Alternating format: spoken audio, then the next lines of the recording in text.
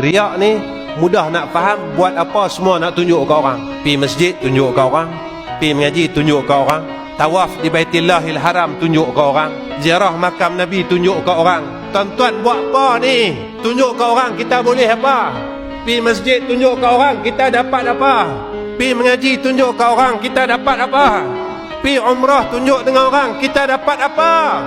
Sedekah pi rumah anak yatim tunjuk ke orang.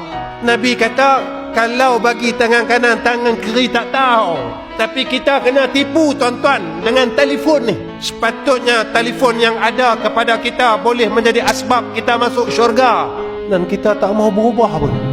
Semua benda baik amal ibadat kita tunjuk dekat orang.